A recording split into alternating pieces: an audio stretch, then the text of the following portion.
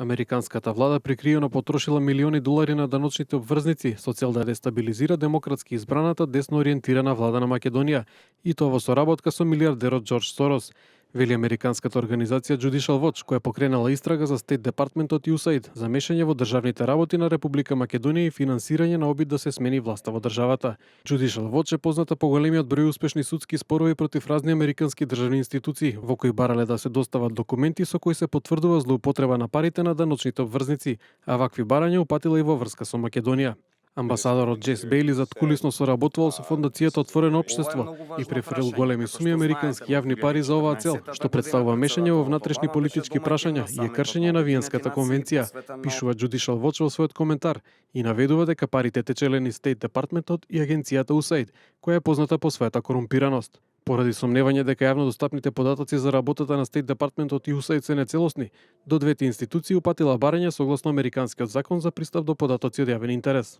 Фондацијата Отворено општество создала десетици левичарски невладини организации, се со цел да ја урне конзервативната влада на Македонија. Македонски представник кој разговараше со Judicial Watch ги опиша овие организации како пешадијата на Сорос. Се работи за младински организации и влијателни медиуми кои организирале насилни протести со цел да се подкопаат институциите на државата и владините политики. Една од овие организации ја превели и книгата Правила за радикали на Сола Лински, која служи како тактички учебник за субверзивни дејности и радикални улични протести. Благодарение на амбасадорот на Обама, кој се уште не е разрешен од страна на претседателот Трамп, американски пари продолжиле да течат кон овие групи за нивни активности и рекрутирање.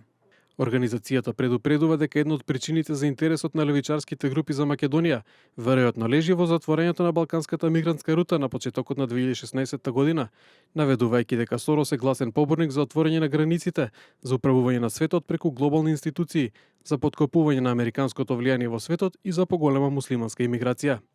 Judicial Watch најави дека се придружува на повиците за транспарентност упатени од членови на Конгресот до Стейт департментот и до амбасадата во Скопје, барајќи одговори за нивното финансирање на организации на Сорос во Македонија.